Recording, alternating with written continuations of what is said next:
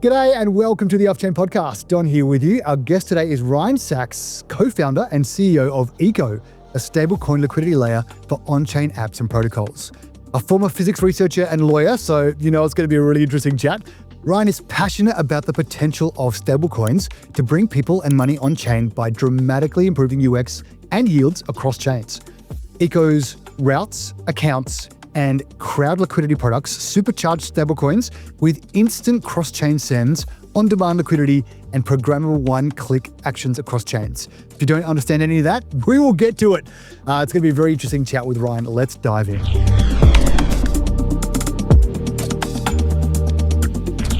How do you go from being a physicist to lawyer to building on Ethereum? That's quite a career trajectory. How did you get started, basically? There's actually a few of us here. There's a couple other people I think in the space that kind of meandered through the same process to get here. I don't know. Crypto just brings people from wandering backgrounds and combines a bunch of their interests in the same space, right? That was kind of it for me. So I'm a science nerd by background. I think I'm more true to physics than law in most ways. And but the thing that happened, I started a physics grad degree, and then I kind of freaked out because it was too narrow for for my interests at the time. I was sort of like sprinting toward this dissertation, and a year or so into my research, I thought, well, I just want to I want to hit pause on this, and I want to go explore other things. I had a bunch of other interests that I hadn't really had a chance to engage. And then one thing led to another, and I ended up in law school, something I never foresaw. But I was really interested in obviously like tech, law, interface, legal issues that mattered to companies building innovative stuff. And that kind of brought me out to the Bay Area, and I never really left. And then in the early days, kind of crypto emerged from the dark forest and started to become a little more noteworthy. And Ethereum launched a couple years into that. And after a couple more years, I found I couldn't keep up anymore on just like hobbyist interest alone. And I had to kind of plunge in. And there's a little bit more, maybe it's a little more linear than it actually seems. It's kind of random to get from physics to law, but then like mapping those things to crypto actually kind of makes sense to me. Crypto engages both, sides of my brain, and I'd never really left. It's kind of how it happened. Yeah, I've met a lot of people who've gone from physics or maths or something science to crypto. That's a very, very well-worn path. Law to crypto though, maybe a few, but maybe a few. Physics to law to crypto is maybe, I mean, you say it's less unique, but maybe more unique from my perspective. Yeah, maybe so. I think, the physics kind of maps directly, right? Like hard nerdy math, encryption is interesting, basically. And then systems design, and if you like economics as well, it all kind of comes together. Law's a little bit more indirect. When I joined the space, it was early enough that it was like clear if crypto worked, regulation was going to be an important thing to map onto crypto. But in the earlier days, we were still far from being sort of certain where crypto was working. It seemed inevitable if you were an early believer, but the law kind of like the legal aspect, I think, didn't bear as much on our early R&D. It certainly became more and more relevant over time, especially since we focus on stablecoins, right? And stablecoins are kind of like one of the first things to find a really large and growing market with institutional capital coming in. And so now the regulatory side, maybe at least that sensitivity matters probably a lot more to kind of be able to navigate over time. Yeah, man, I remember back in like 2017, 16, 17, 18 even, people were in the space kind of almost ignoring the regulatory environment, going, we're working outside the bounds of, the traditional finance or traditional kind of legal framework. So we're just going to do our own thing and they can't touch us. And very quickly found out that indeed they can touch you. Law has been a very important kind of addition to even just people's consideration when it comes to building or operating around crypto. You mentioned stablecoins, but obviously they have been one of the first and maybe most prolific killer apps or killer use cases for crypto. Tell us about the inspiration for Eco. It's pretty simple, actually. So this, early days Ethereum, I guess pretty simply stated, it hasn't been a simple journey. But the early motivation was, this is just better payment technology. This is just better money movement technology. It's inevitable. Now, like tons of tech to build, lots of maturity kind of to go through. in order to get there. But I think it was pretty clear early on.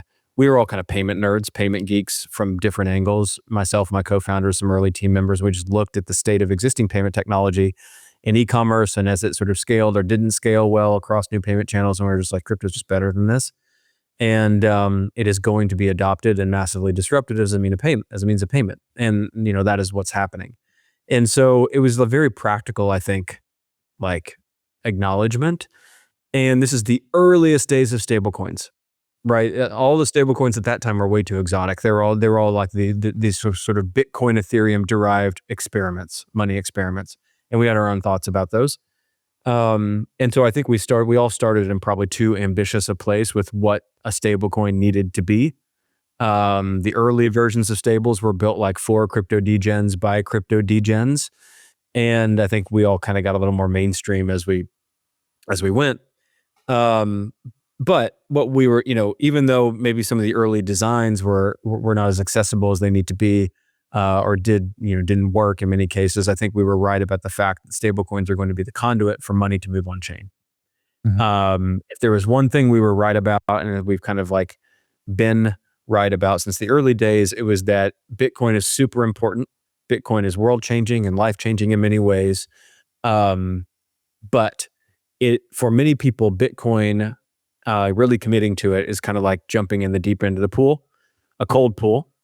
And stable coins are what like allow you to toe the water on the shallow end and kind of like explore this thing called crypto much more gradually and gracefully for the average person. And so we just look at stable coins as a way better conduit to bring the dollars on chain, which is why we're all here in the first place. And so that's continued to be kind of our abiding mission. Stable coins accelerate money movement on chain. And if we can sort of accelerate that adoption with the technology we're building, then we think we're sitting in a pretty good place. And we've been through multiple cycles of building stablecoin related technology. Some has worked, some didn't. Today's finally is working in a really good and powerful way. And so we've kind of lived to see the day after being probably too soon to it the first couple of years. Yeah, man, there's something to be said for the kind of sticktivity, being in the market for multiple cycles, like you say. Sometimes go through one cycle can really kill not just the momentum. Obviously, it kills momentum. You got to wait for the next cycle.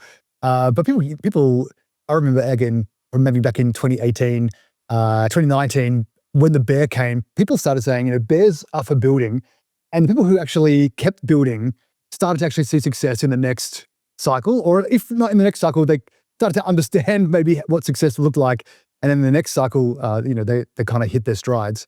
Versus some people who get in full hopium, and then they go through one cycle, they're like, oh man, this sucks, or it's too hard, or this will never work, or I'm going to go chase the next thing. Let's go AI or whatever. How did you get that resolve to? How did you know you were on a winner? How did you know that this was the thing that people are going to need, even if it's not right now?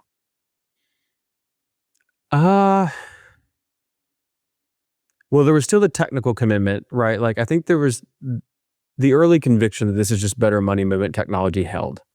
We recognized that it was so early. So even after we built for a year or two, we're like, this infra is so far from ready to like do anything at scale. And you just kind of like knew that experientially, and we're just gonna have to muddle through and help improve it sort of in our corner of the market as best we can. And so, there was that just like dose of reality, and kind of managing our runway and our expectations against that in the first couple of years. And then some of the, there's also just like a stubbornness in the sense that like it didn't work yet, but like it needs to work. This should work, right? And that carries you through at least one cycle. If you're really stubborn, maybe, and you have the runway, maybe it carries you through two cycles. But if you have that conviction, right, and that kind of like sense of frustration, almost that like, this isn't coming along quite as quickly as it might, but we know like this needs to work. This is sort of where things are headed. This is just better tech, and we needed to navigate to see the day. I think that was part of it. And we've changed our tech a couple times. So, along the way, I think we've had a couple technical pivots. We've not had a mission pivot. We've been building for stablecoins this whole time, which has helped.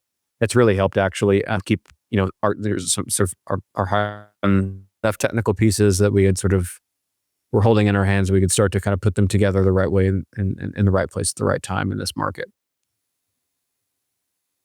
What are those technical pieces? So we've talked about the problem or the opportunity being stablecoins. What is a liquidity meta layer for stablecoins? What is Eco actually doing, and why is it important? What problems is it solving, or what gap is it filling? So today, the stablecoin liquidity market is kind of a mess.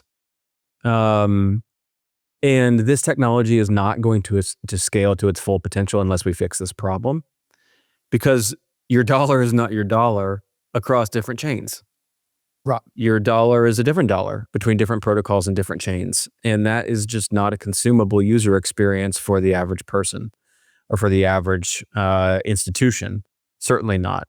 We don't have the scale, we don't have the depth of liquidity, we don't have the uptime to bring institutional dollars on chain, and we certainly don't have the seamless, fungible user experience that a person is used to in terms of using their dollar today between different payment channels in the real world or online. And again, this is just sort of a function of it being early. And so you can think about Eco kind of like Visa for stablecoins. Okay, what do I mean by that? Well, think about what sort of Visa has come along and done over the last 40 or 50 years quite impressively. Visa allows you to seamlessly pay with the same user experience across banking systems and across borders that don't sort of natively interoperate. And if you just think about protocols or blockchains as effectively different nations, all right, different nation states that have their own different versions of digital dollars, to be able to traverse that seamlessly, you need some sort of liquidity layer to translate dollar A to dollar B in one click in the background to do whatever it is you want to do. And that's where Eco comes in. Eco basically stitches together available stablecoin liquidity across the most in-demand assets and in-demand chains along the most in-demand routes. And we allow integrators to then program on top of that liquidity. So you not only are you calling to that liquidity, but you're saying, I want to leverage that liquidity to do something. My protocol and sort of my user journey needs to do something. And I want to translate that to a stablecoin denominated user experience. And so that's basically where Eco comes in.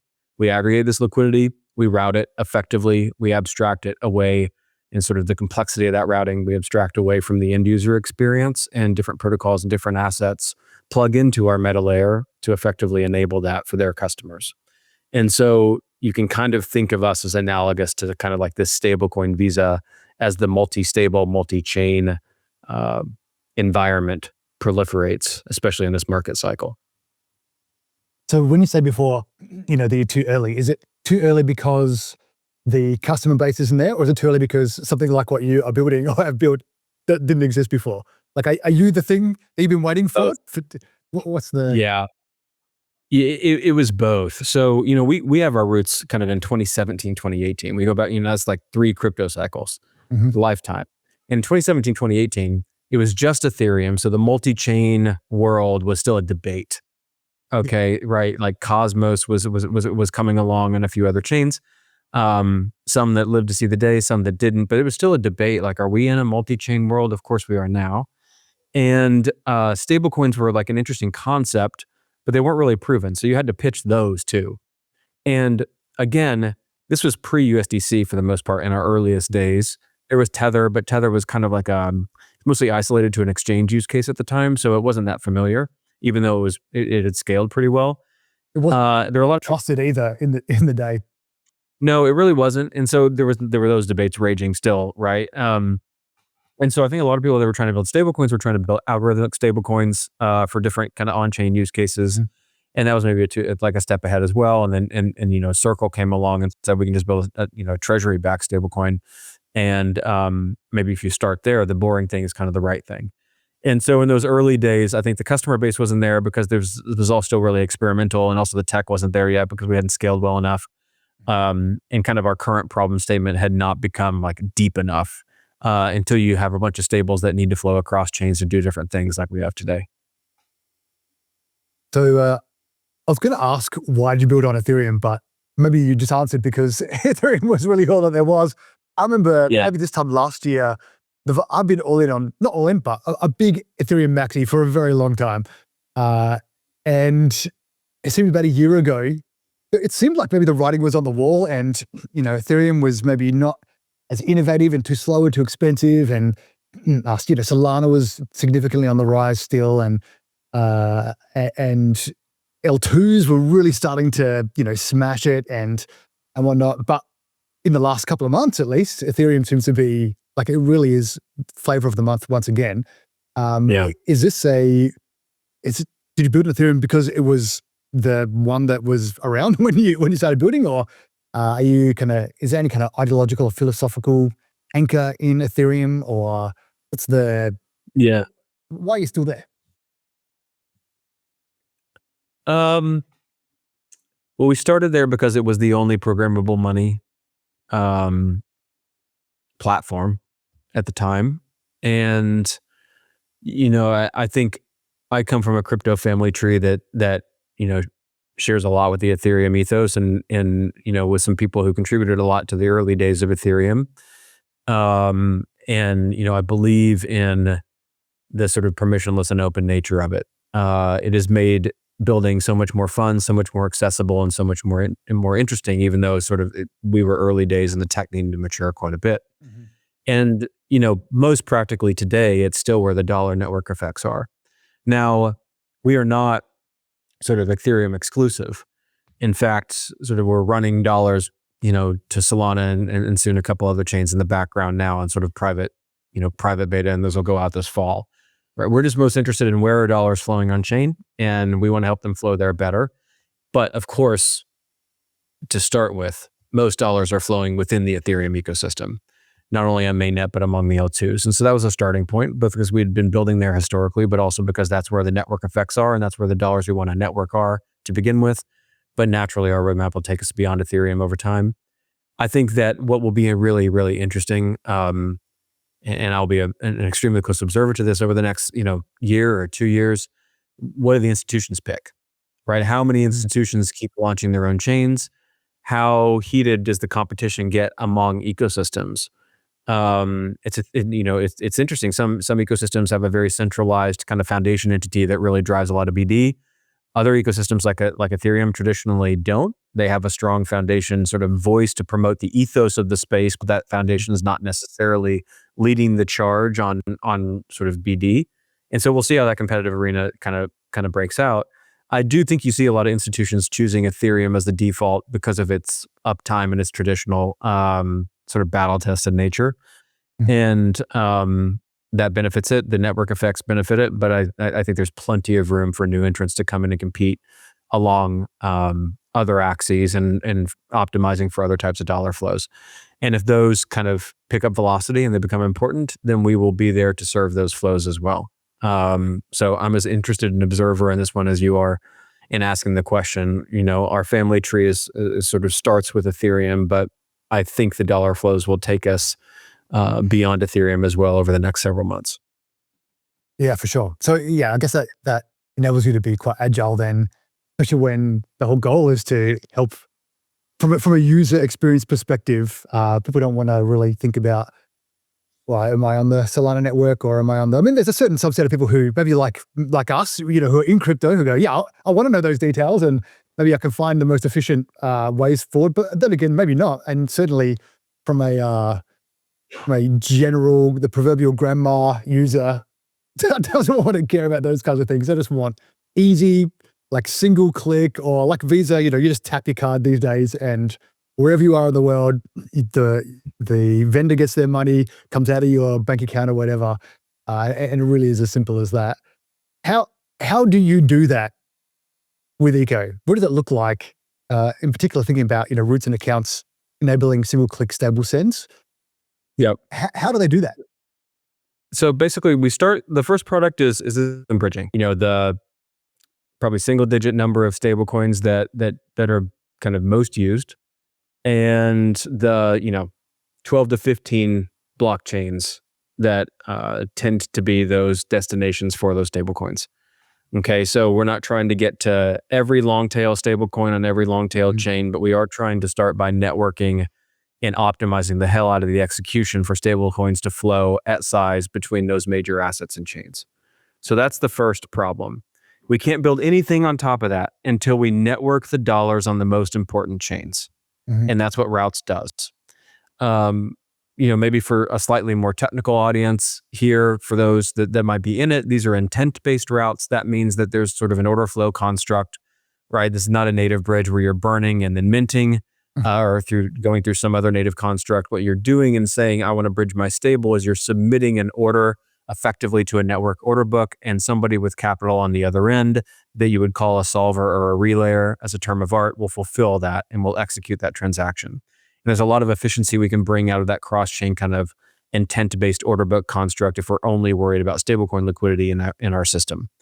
And so, is it a feature of security that you've gone that route, or is it a function of liquidity, pure user experience?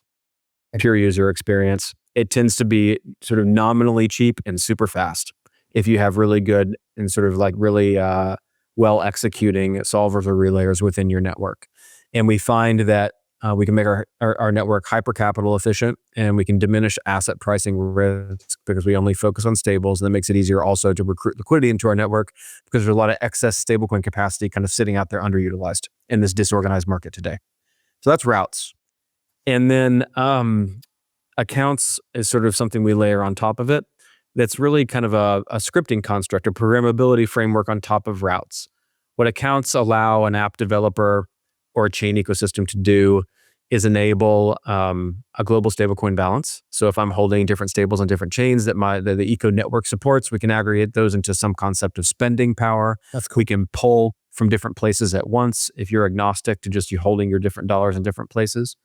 And funnel it to execute that singular transaction, whatever it is you want to do. And we can create a multi-step transaction denominated in just a stablecoin user experience. So, this is built obviously on top of routes. It uses routes to move stablecoins between chains. But then if you utilize accounts, there's more that you can do on top of routes to say, well, whatever arbitrary action I want to do on the destination chain, I just need to have a stable and send a stable in one click from my wallet on my source chain, and I can trust that that's going to execute out the other side. Mm-hmm. So with accounts, what we're trying to do is create kind of almost like this chain abstracted, stablecoin abstracted experience, where as long as you have the spending power, it can execute. And if integrating chains or protocols or apps want to, they can fully opinionate a lot of their transaction flow in a stablecoin user experience if they find that simplifies the thing that they're trying to build, the user journey they're trying to enable, or if they find it boosts conversion, which I suspect it will for a lot of those use cases. And when you put those two pieces together, we have dollars flowing with an extremely simplified user experience, minimal slippage, very fast. And so that's ultimately that seamlessness is what we're trying to enable. Kind of the thesis being, if you hold a stablecoin supported by our network, that should be good enough to do the thing that you want to do wherever else your on-chain journey might take you. And until we make it that seamless, this kind of like multi-stable, multi-chain mess that we have today is not going to be nearly accessible enough, to anyone, to me. And I've been here for a long time, much less the new people I'm trying to bring in, much less the the Web 2 dollars that might hop on chain for various reasons. So in your system, you're not picking winners in terms of which stablecoin. You are working mostly with the biggest ones, which is obviously that's understandable. In what ways do you think will there be a stablecoin winner? Will they just amalgamate into one big? Can there be more than one player basically in the stables market? And if we excluding kind of regulatory capture and kind of overbearing regulatory kind of environment, just purely from a market perspective, or something like this, which kind of abstracts you from having to pick a winner or having to prefer one over the other. I'm just trying to think about what kinds of incentives does that give both users, vendors, and stablecoin providers to kind of maximize the use of their stables or their favorite stable? That's a really interesting question at the end. I think the first half of your question, I think, is easier for me to address kind of up front, which I think there's tons of room for a long list of stablecoins to succeed because the market size is so big. Sure. Okay. The market size is like, what is the stablecoins are eating dollar flows around the world, right? This is still the first inning, and they already exceed Visa and MasterCard combined in sort of aggregate payment volume. And so, what is the market size for stablecoins? I don't know. Like, what's the market size for dollars flowing around the world day over day, right? It's enormous. And there's a lot of reasons why dollars flow, and this is programmable money. So there is tons of room for programmable money to find its niche. And whether it needs to fulfill certain regulatory requirements or needs to flow across a certain border or needs to flow for a certain product reason, whether you're trying to automate it, depending on who your users are. Your users could be an average person using a fintech app. It could be an AI agent. There are just so many corners of this market, so many facets to these different use cases that, and of course, the sort of programmability of all this is a superpower, so you can just optimize different assets for different things. And I don't know how many, do we need 1,000? I don't know. We were asking this question several years ago. Do we need 1,000 chains or we need 5 chains? If it's a multi-chain, I don't know that part, right? I don't know, but it's more than one. No doubt. It's definitely at least 2 at this point in time, but I think it's many more. Yeah, totally. I think it's many. Even just to promote and keep that kind of forward momentum going, you get a monopoly and things start to slow down and bureaucracy starts to, overtake and whatnot. You need healthy competition, obviously, is very helpful for people. Who then is your, what kinds of, you mentioned maybe a couple of users there, but who are the vendors that you are trying to go to? Is it just whoever's currently using stablecoins? Are there particular markets or verticals or sectors of markets who you think would really benefit from integrating something like this into their payments ecosystem? Yeah. So right now, I think it's kind of season 1 with this protocol rollout. And season 1 is just like network the major dollars among the major assets and the major chains. So we want to literally work directly with the major assets and the major chains to improve their liquidity profile, right, wherever their major flows happen. And also to give them basically a programmability framework that improves user experience for their ecosystem. And so right now, our partners tend to be those 2 categories, as well as interoperability providers that connect some of those assets and chains. And we really just literally want to help the stables that they support flow faster and flow smarter. That's it. That's what we do. So there's a very short list of primary, I think, partners that we work with right now, just as we network the dollars and as we improve distribution. And that's kind of season 1. And once we've done that, I think we have depth of liquidity and a lot of network effects among the major players. Season 2 probably graduates more toward payment service providers bringing dollars on chain and needing to route those dollars at size for various reasons, as well as the major protocols on those chains that are needing to move dollars across chains for various reasons, right? One good example in that latter category might be a major lending protocol that's traditionally had isolated markets on different chains that now wants to connect that liquidity. And so they find themselves needing to rebalance liquidity often to optimize strategies and yield profiles on the different chains that they serve. And I think that's happening today. That's a thing that's a trend that's been happening all year and will continue. And so that's kind of like season 2. You graduate up the stack to those protocols or service providers that need to move dollars at size with hard requirements to satisfy and that are important to be able to maintain. And so I think that takes us clear through the foreseeable future on our roadmap. I think there's probably a layer, on top of that where maybe you expose an SDK or the system to the app builder to be able to consume a user experience or call to it a little more naturally. But right now, our focus is elsewhere, sort of deepen the liquidity among those major parties in season 1, and we'll play it out from there. So those are the parties we tend to work with at this point in time, the major infra providers, to sort of stitch together, a stablecoin canvas that is much easier to traverse in this environment, and that honestly just makes sense. Yeah, gotcha. So you won't be the ones making the proverbial tap cards that users are going to be using, but you're creating that infrastructure and rails for that to potentially happen in the future. Yeah, I use this analogy sometimes. It's kind of like the chip on your Visa card. You never think about it, but it's the thing that makes the whole thing work.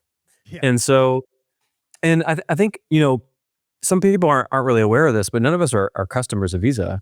We're customers of the bank that Visa licensed to approve us to hand us our card. Yeah. And if I need support, I call Chase, right? I'm not calling someone at Visa HQ. And so, and yet Visa is one of the most powerful consumer brands in the world. It's incredibly impressive. And so if I have a vision for where eco sits in this system 2-3 years from now, there is like deep end user trust in a powered by eco user experience. But you're only accessing eco's network and eco's liquidity by utilizing the assets, chains, and major protocols that plug into it. Yeah, gotcha.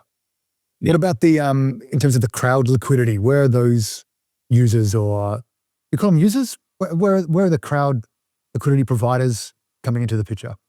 It's many of these parties. It's where are the spare dollars? Are they in these protocol treasuries? Are they in these markets underutilized?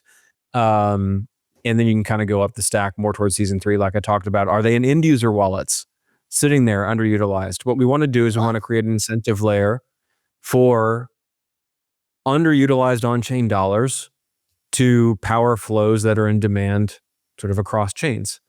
And ultimately, it's kind of like this. This is the protocol, right? This is where eco goes from kind of like SaaS service later that makes the supercharges stablecoins, right, to something that's clearly an on-chain protocol trying to manage liquidity contributed by a bunch of collaborative actors.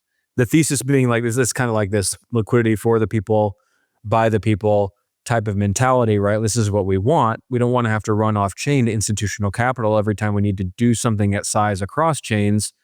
I want to sort of deepen the liquidity available in the on-chain market and be able to allocate it on demand wherever it's best utilized. And so when we look at the liquidity landscape today, I see a bunch of redundant depth on major chains and major assets and major protocols. And then I see a bunch of inefficient, sort of shallow depth on some vectors that are in demand where you incur a lot of slippage, and not a whole lot in between. And what we think the market needs is sort of effectively a market for allocating this liquidity dynamically, block over block, where it may be best utilized. And this is the nuance in this is if we've done a really good job of networking dollars with routes, and if we've done a good job of exposing this accounts logic, then what we've basically done is we've stablecoin abstracted a bunch of protocols and a bunch of people.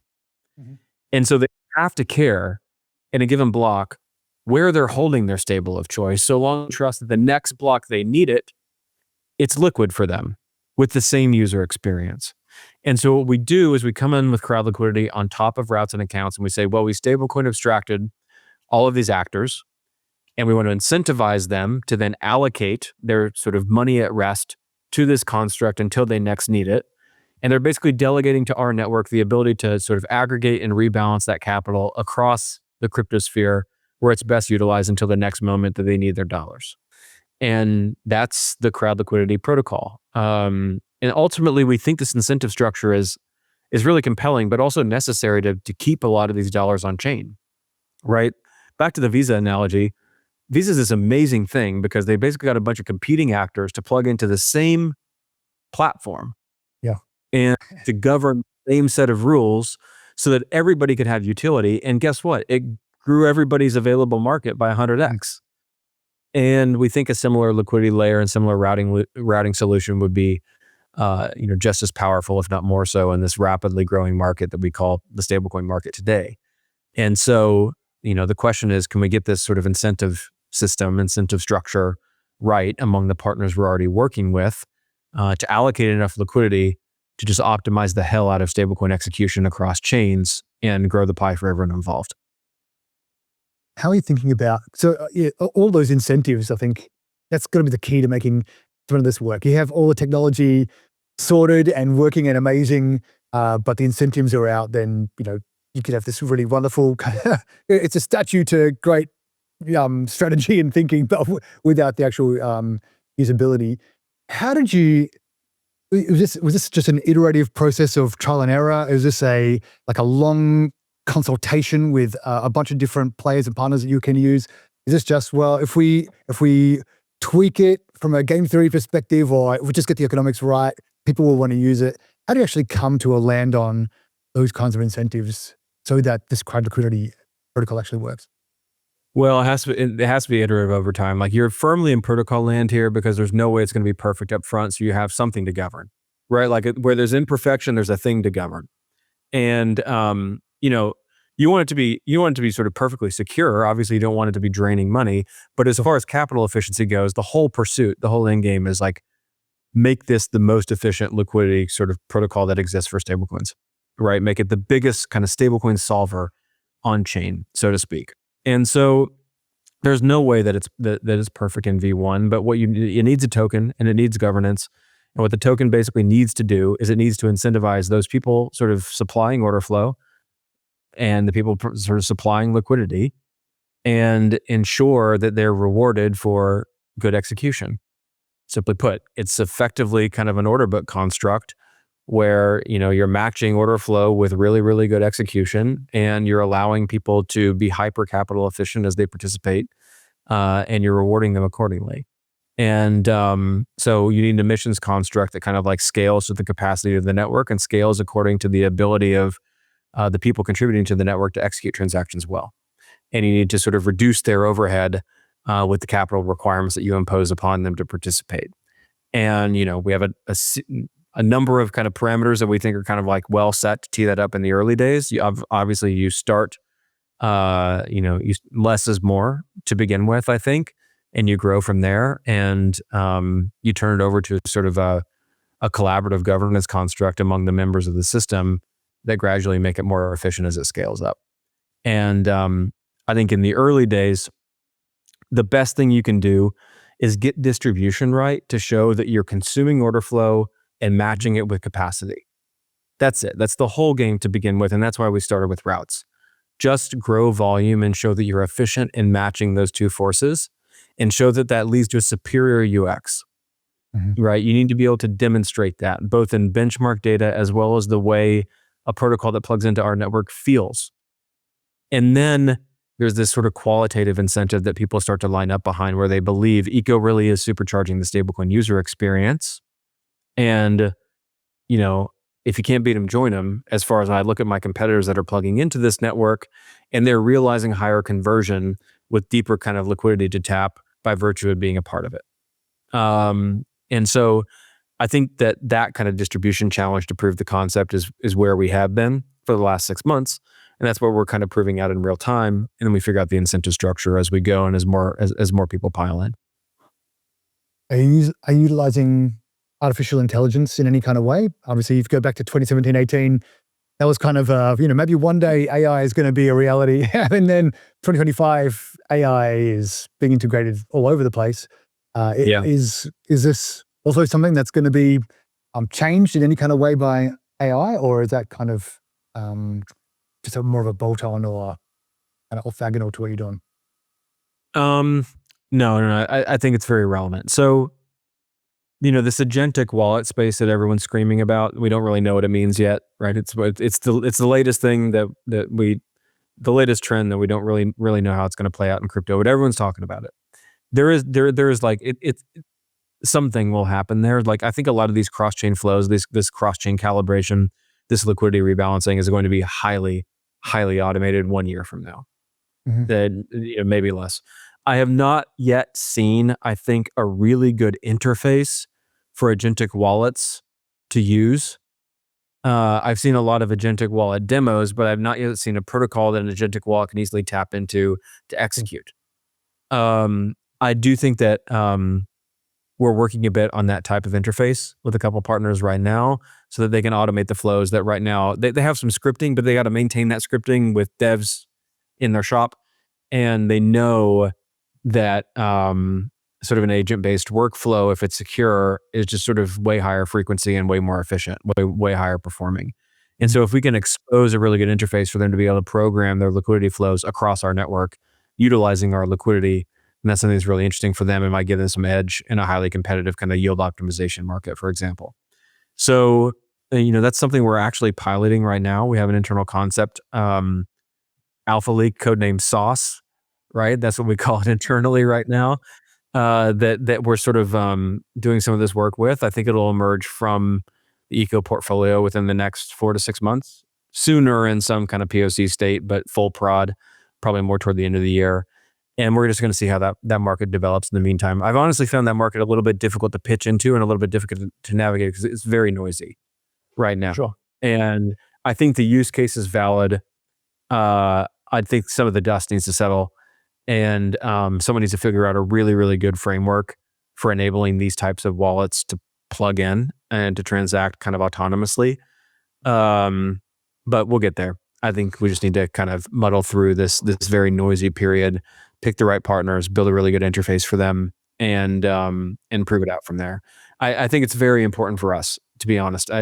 More important for our protocol design than many other protocol designs, just because I think that the reason why people would move money across our protocol at size, those strategies are going to be increasingly automated, like I said at the top of the answer. Sure. Yeah. And so we need to be on top of that. Yeah. Yes, definitely. I'm thinking about, core and key to your offering. You've mentioned this a couple of times, is just the trust that people have in you. You have to have like significant trust to be able to say, yeah, you can kind of handle my money in a sense. And when you're saying, well, now we're going to hand over figurative keys to an algorithm or a bot or a piece of code or something like this, what that code does with that money will actually affect people's trust of you and Nico as well. So I guess that's kind of that's a tough thing to stay at the bleeding edge, while also, you can't really, like I said, you're on Ethereum because of the uptime, the trust, the longevity, because those things are essential for people who are going to be moving a lot of money, or who are going to be tapping into an ecosystem that's moving heaps and heaps of money. Or even as you're trying to become like the default way, like the Visa of stables. Visa, man, they've got to have, I can't imagine the kind of trust that people have to have. Governments and companies having Visa is kind of, they have to be one of the most trusted, if not brands, at least platforms in the world. It's remarkable. So, yeah, man, stuffing around with bleeding edge technologies in a production capacity. I don't know, man, is that a scary thing or is that an exciting thing? That's both. I mean, it's been both ever since you get started in this space. It's kind of crazy how much money as a space we experiment with. But people supply it. Not necessarily eco with where it is today, but just the DeFi sort of sphere writ large. I do think, back to your question about crowd liquidity, this is very interesting to maybe, again, a more technical listener, but this needs to be a protocol because you need some sort of governance approval mechanism of, some method through which that you whitelist people's ability to tap the system's liquidity. And so this is, again, why I think it needs to be a protocol, and you need some sort of network monitoring. You should only be able to tap crowd liquidity to execute some cross-chain strategy if you're verifiably running some script that the network has approved. And this is how I think you can secure this construct from some autonomous runaway agent or strategy. And so to tap crowd liquidity, we use trusted execution environments, TEEs, secure hardware, where sort of the entity or the actor that's saying, I want to call Nico's crowd liquidity to execute a transaction, has to also be able to verifiably show that they're running protocol approved script or strategy of some sort. Yeah. And so you have a governance construct where these things would be vetted, audited, and approved before they're ultimately permitted to the network. And then any actor can only utilize the network's liquidity if they're actually running a verifiable script. And I think that that's one really, really important security kind of threshold through which you can maintain some oversight and really monitor, like, why are people utilizing Eco's liquidity. And so there's a much deeper kind of like technical design and reasoning through this crowd liquidity construct than just the incentive mechanism of getting people to participate.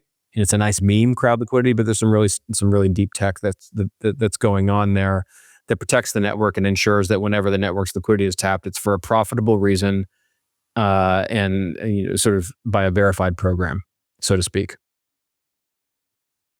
Yeah. Yeah.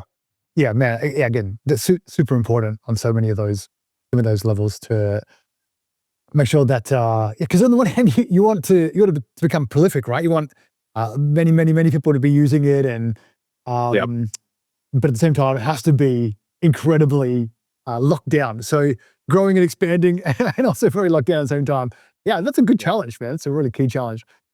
You're wondering, Matt, you've been around for a long time now. Back in the day, say 2016, 17, people would say when their favorite coin went to zero, they'd be like, oh, I'm really, I'm in it for the tech.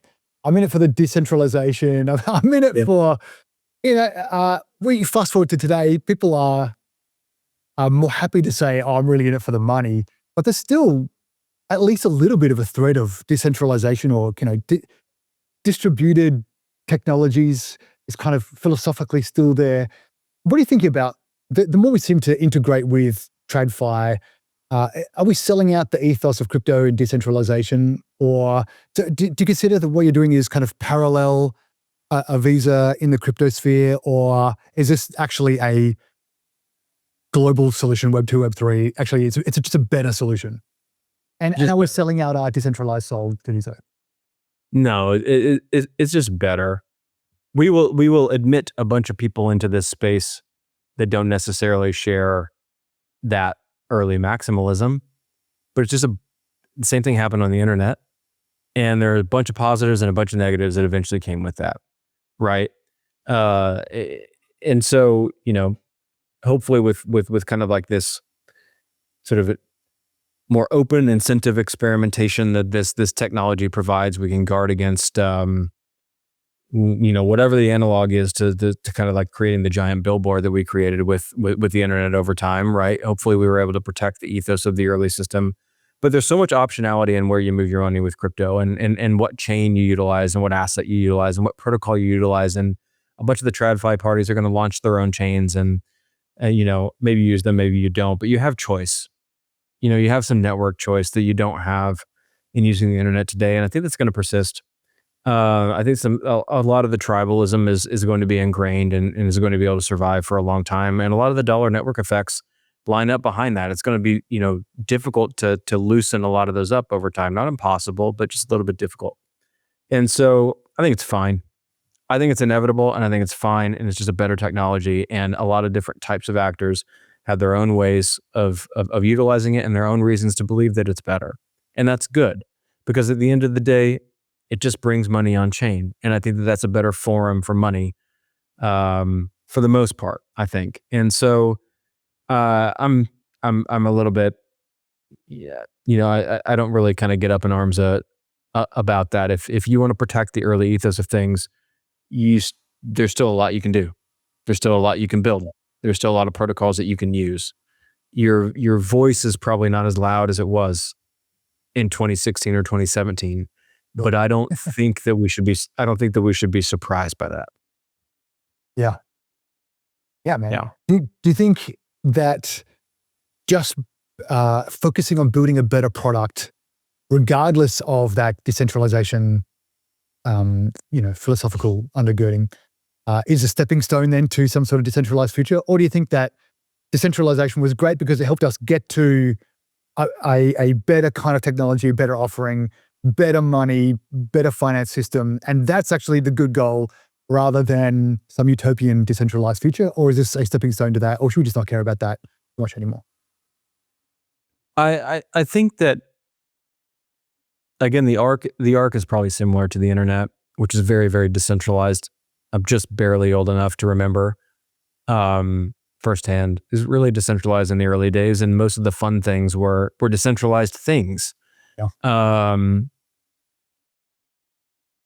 I think maybe the arc here is going to be somewhat similar, and blockchains are going to be very institutional 5-10 years from now. But I suspect that it's going to be, because of the way crypto works, because of the incentive structures, I suspect it's going to be easier to kind of protect that early decentralized ethos and to keep those corners alive. And so, and I think it's important too. I don't even remember the original question. What was the original question? Well, just are we on a trajectory towards decentralization as a goal? Or is the focus on just, now we have this technology, we can build better products that help people better now than we could before? Or is this just a stepping stone now on the way to some centralized future? Should we care about decentralization, or is that just a helpful thing to get us to better products? I think it's more a helpful thing to get us to better products, but we still care about it. I think we need to get more nuanced in how we talk about it. So in the early days, we're like decentralized, like everything, decentralized maximalism with every piece of infrastructure. And I think we've gotten way more practical and way more nuanced in how we understand that today. So in today's environment, we tolerate a ton of centralized infrastructure off-chain to manage order flow, to submit order flow, to construct transactions. We are reliant increasingly on servers doing that activity. And then the question is, though, how do you validate it? And how do you audit it? And so long as that audit trail or that sort of validity trail makes it back on chain, then I think that's decentralized enough. We're basically making the mechanism of money flow and finance far more transparent and far more verifiable in real time for anybody observing or building on this network. And that has amazing benefits. It's sort of like effectively a public good of sorts. But I don't think that you're going to, I don't think we care as much about sort of like the maximalism that we did several years ago. And I don't necessarily think that that's a problem. I think it's just a practical trade-off in building a useful product. What I care about at the end of the day is that those dollars continue to settle on chain in an open forum of some sort. And I think that's sort of like where the buck stops in the decentralization equation for me. Beyond that, though, this is where we get back to physics, right? Like the universe expands and the universe contracts, and the same thing happens in the real world, right? It happens in cable television. Yeah, I unbundle and rebundle every decade, once a decade. And I think that, there's some sort of universal law in that's going to kind of apply to this technology in its own way. And we're seeing effectively like a bundling and a centralization of certain forces and certain infrastructure that we're utilizing today. And that'll get us through the next epoch of crypto, and we'll see where we spit out the other side. And I don't get too up in arms about that. I just think it's inevitable. Is there anything that you're particularly excited about? If you zoom out onto the whole blockchain ecosystem, maybe even outside of stables, what are you most excited about that you can see coming down the pipeline in the next 6 to 12 months? Or even 6 months to 2 years?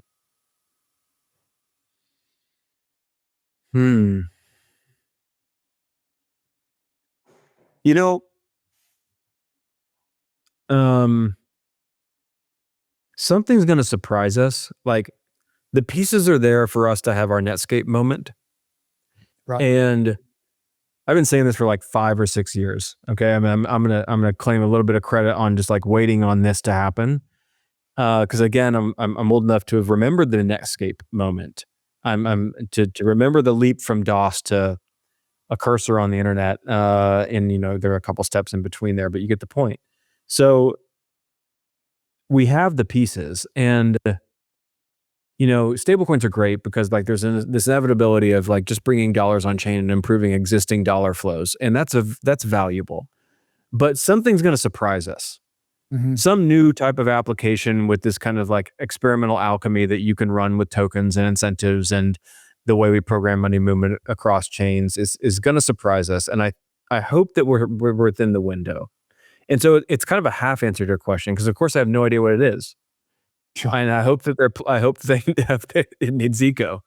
But I'm really looking forward to it. Just like feels like now mainstream tolerance of like crypto's inevitability, like we've crossed that Rubicon, and you can construct delightful and good user experiences across the cryptosphere now, and you can make them way more accessible, and you can sort of run exotic experiments. And so what piece of infrastructure is going to kind of like cross the chasm in the mainstream? I don't know, but it seems to me like we're on the cusp of seeing a couple truly new applications break out. Maybe like prediction markets have been a wink at that, but they're not quite that. They're not quite like that accessible with that much mass appeal yet, but it's an early signal. Yeah. And so maybe the thing that I'm most excited about in the next 12 months, aside from the selfish kind of bullishness on stablecoins, it's like a belief that we're kind of like, it's a belief that it's like 1994 and we have Mosaic, but we don't have Netscape yet. Mm-hmm. Right? And just fast forward a year and see what happens. And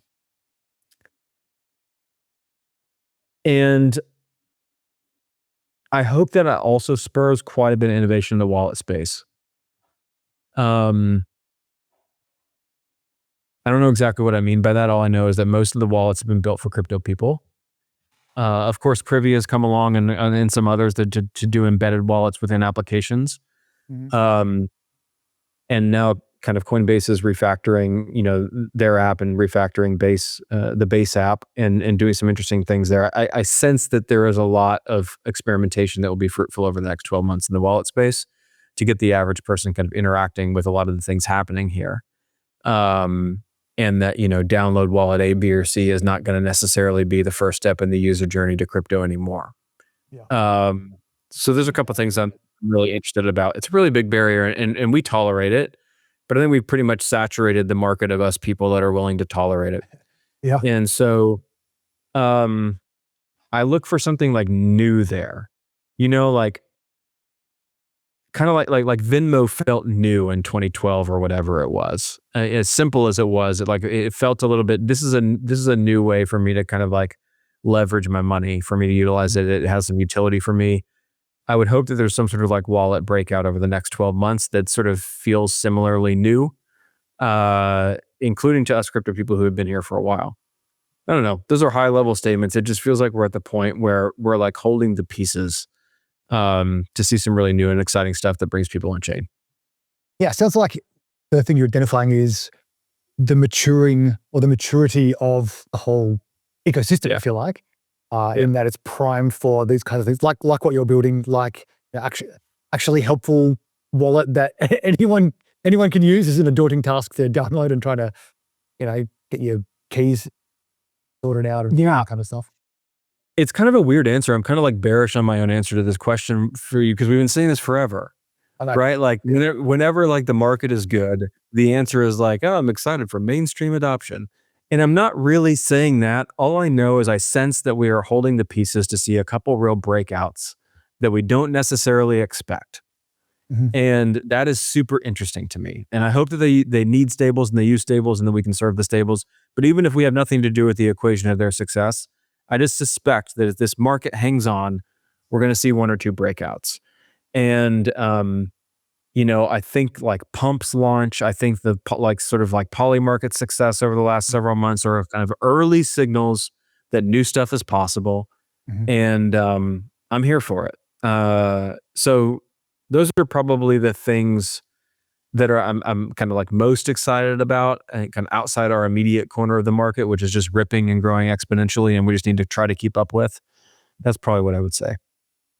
Yeah, every cycle, people say, this time is different, this time is different. And the first time I heard that, I was like, oh, okay, this time is different. But it wasn't different. But I don't want to be the fool that falls for it. But with kind of nation states and companies buying Bitcoin treasuries and with stables becoming, this time it's different, I know, but it feels so stupid to say because of how many times people have said that. And it's exactly the same every time. Totally. But it does. I am so sick of mainstream adoption. I'm just so sick of that phrase after so many years. I just don't want to hear it. I don't want to hear it anymore. I want to see it. I don't want to hear it. Oh, man. Hey, one thing I love asking, I guess, before we sign off, that our listeners and viewers really enjoy is, do you have any particularly contrarian views or perspectives where everybody's kind of thinking one way, but you think it's more likely over here? Do you have any kind of minority reports that our viewers might find helpful? Oh, man. I was probably supposed to think about this ahead of time, but I didn't. But that means that your audience is going to have to go with me on my thought process here. Doesn't have to be controversial necessarily, but just contrarian. Well, I'm on the record. I don't want to reuse this answer, but I'm on the record as saying sort of like the fragmentation in the space, the problem statement that we live within is going to get way worse before it gets better. Right. Which is ironic for me to say because I'm saying eco is a solution to this. But what I'm saying is the problem statement that we're a solution for is getting way bigger before we're going to be able to actually consolidate it. And I mean, there's a new stable chain or a new stable coin of note launching at least once every couple weeks. Mm-hmm. And, that's just sort of something we're going to have to muddle through. And so I always kind of like level set It's good for us. This is again, it makes our problem statement bigger. But I always kind of have to level set and say it's going to take us a bit to organize this market in the way it should be organized. And so that's one, and I think there's some intellectual honesty in that. And it's just been our experience over the last 6 to 12 months. It's been a very confusing equation to solve for us to get to market because of the next thing happening or approaching us, and you just got to sort through that and sequence it. But that was fairly well trodden for me. I've said it elsewhere. I believed it. I behaved accordingly according to that belief for the last several months. And so I'm trying to think about maybe something a little bit different here.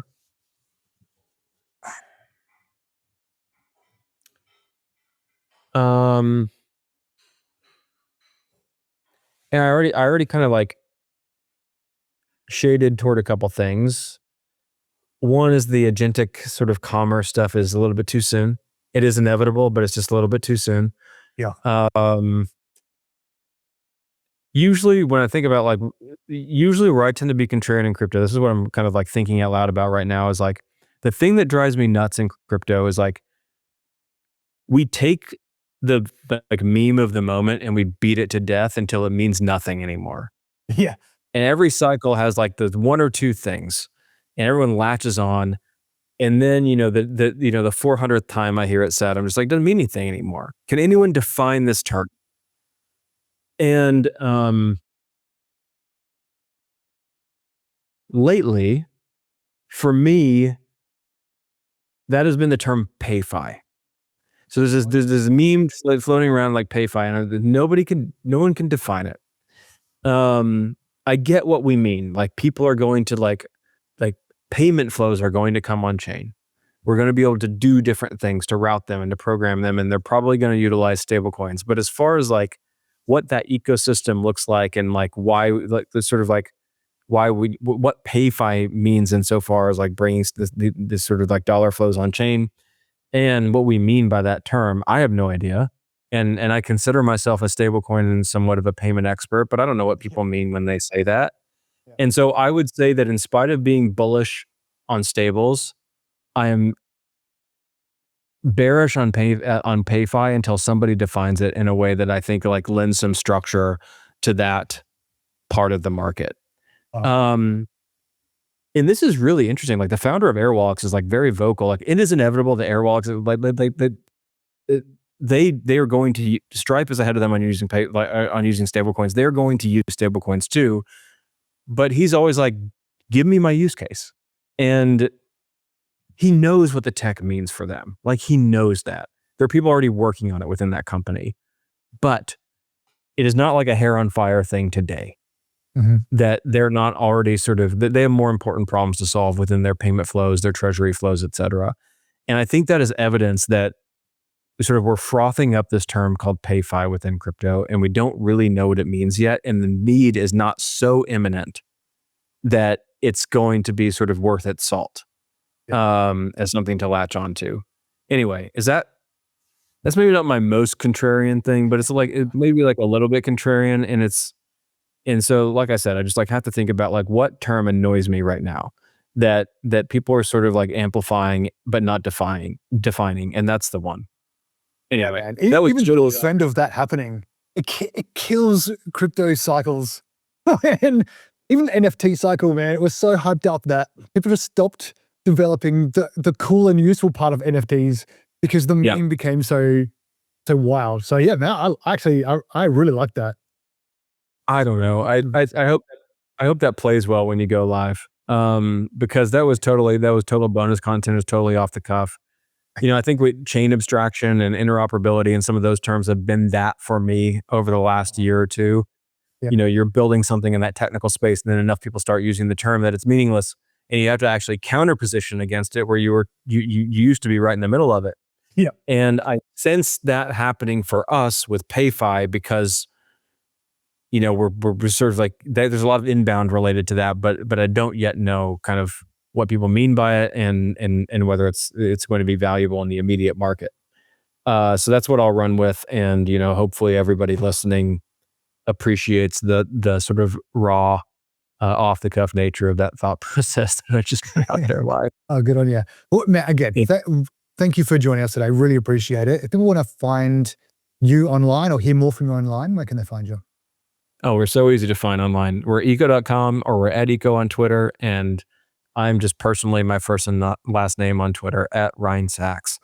And so you can find us there. You can follow our progress. There's a lot more progress to announce, a lot more progress to show over the rest of the year. So if you don't follow us already, I hope you tune in. And I'm really, really appreciative for the chance to be on and to talk to you. It's been a really good conversation. Thank you so much. Yeah, good on you. And all the best with the coming plans this year, the ones that you've shared and the ones that are secret and still to come. Good on you. Keep your eyes peeled. We're here for it. Thank you for joining us today. We hope you enjoyed this episode of Off Chain. We love bringing you great guests like Ryne and hope we've inspired you to think and learn more about new and emerging technologies, about the future and how you might be a part of helping to build it. As always, please like, subscribe, or better yet, share this episode with a friend and help us spread the word. And join us again next week for another exciting episode of Off Chain with me, Don. Until then, take care.